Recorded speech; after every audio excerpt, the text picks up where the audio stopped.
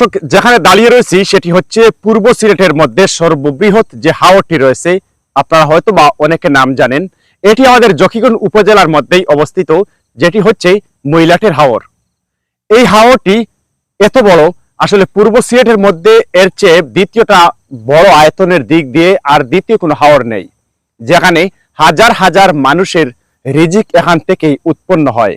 আপনারা জানেন, কৃষি প্রধান বাংলাদেশে যারা গ্রামাঞ্চলে বসবাস করেন তারা কৃষি এবং কৃষকের সাথে খুব বেশি জড়িত এবং তারা পরিচিত। এবং বিশেষ করে আমাদের গ্রামাঞ্চলে অর্থাৎ হাওর অঞ্চলে যাদের বসবাস, তারা সেই বোরো ধানের সাথে খুব ভালো একটা সুসম্পর্ক এবং বিশেষভাবে পরিচিত।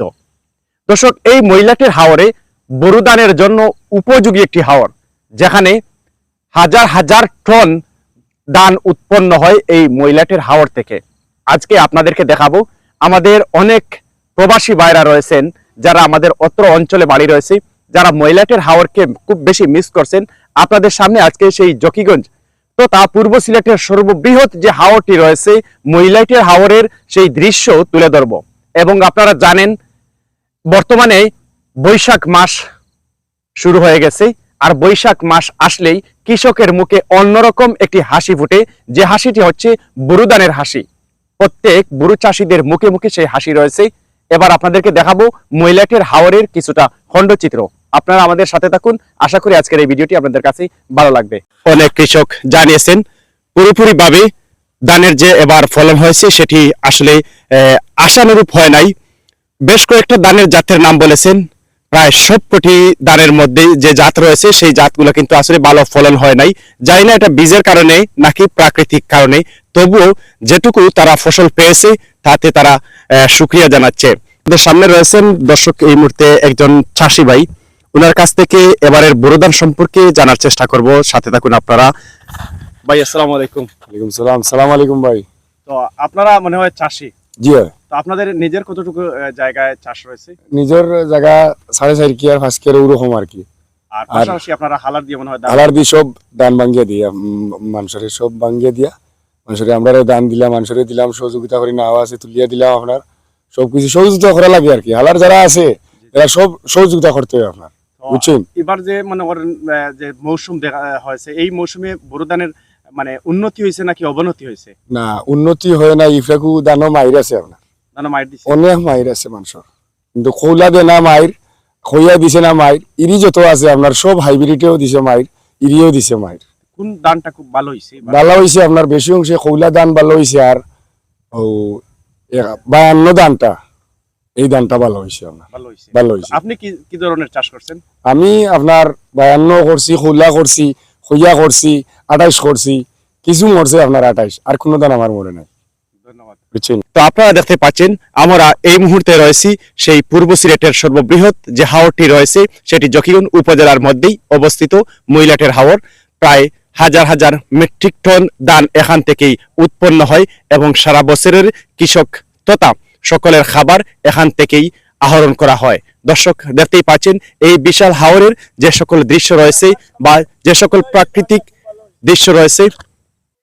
তো আমাদের ক্যামেরার সামনে যে ধানের চাষটি রয়েছে সেটি হচ্ছে পুষাইরি। কৃষক ভাই জানিয়েছেন পুষাইরি ধানের ফলন কিন্তু খুবই ভালো হয়েছে। জসিম ভাই জানিয়েছেন যে পুষাইরির যে চাষটা রয়েছে সেটি অনেক ভালো হয়েছে। তো আপনারা দেখতে পাচ্ছেন এখনো পর্যন্ত পুরোপুরি দমে বোরো ধান কাটার বা আহরণ করার, ফসল সংগ্রহ করার সময় হয়নি।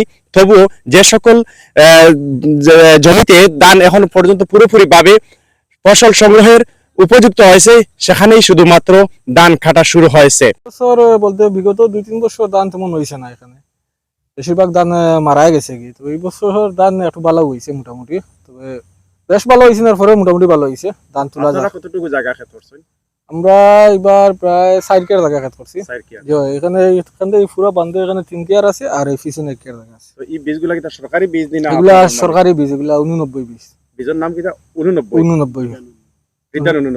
বিধান 89 মানে আপনারা আশানুরূপ ফলাফল আইছে? আলহামদুলিল্লাহ ভালো হয়েছে। আর অন্যান্য মানে যে জমিনগুলা ধান আমরা তো সব আঠা সম্ভব নাই, অন্যান্য জমিনগুলা অন্যান্য জমিনগুলা এগুলা আছে আপনার মনোরকা এরিয়া আছে 89 আছে বা অন্যান্য 28-29 যেগুলো আছে ক্ষেত করছেন এরিয়াগুলো এখন মানুষে উঠার, আর বাদ বাকি যেগুলো আছে এগুলো আনামি আছে, বিভিন্ন জাতের বীজ আছে, এগুলো এখনো পর্যন্ত 15 দিন 20 দিন পরে আইব। 20 দিন পরে আইব। এখনো ছড়া আছে, এরপরেও বালা আছে। এই বছর ভালো হয়েছে, ধান ভালো হয়েছে আলহামদুলিল্লাহ, মোটামুটি সবাই পাইছে ধান, পাইব ইনশাআল্লাহ।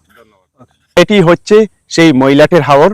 যদিও বৈশাখ মাস শুরু হয়েছে, আজকে 3-4 দিন চলে যাচ্ছে, এখনো পর্যন্ত পুরোপুরিভাবে বোরোধান সংগ্রহের সময় আসে নাই। বৈশাখ মাস শুরু থেকেই বোরোধান সংগ্রহের সময় আমরা দেখতে পাচ্ছি সেই মহিলাটের হাওরে এখনো পর্যন্ত পুরোপুরি দমেও যদিও বোরোধান সংগ্রহ করা শুরু হয় নাই, তবে কিছুটা জায়গায় আমরা দেখতে পাচ্ছি কিছু কিছু জায়গায় বোরোধান সংগ্রহের সময় এসেছে এবং কৃষকরা সোনালী ফসল গড়ে তুলছেন, সকলের মুখে ফসলের হাসি রয়েছে। যদিও আমরা পরন্ত বিকেলে এসেছি, এখানে কিছুক্ষণ আগে প্রচন্ডভাবে ঝড় বৃষ্টি ছিল, সেখানে তাই অনেক কৃষক মাঠ ত্যাগ করে বাড়িতে চলে গেছে। তো আজকে আপনাদের সামনে তুলে ধরলাম পূর্ব সিলেটের মধ্যে সর্ববৃহৎ যে হাওর রয়েছে মহিলাটের হাওর। অনেকেই দূর প্রবাস থেকে কিংবা শহর থেকে মিস করছেন। আপনাদের কাছে কেমন লাগলো আজকের এই ভিডিওটি জানিয়ে দিবেন কমেন্ট বক্সে। যদি ভালো লাগে তাহলে শেয়ার করে দেবেন। ধন্যবাদ জানাচ্ছি সবাইকে সাথে থাকার জন্য।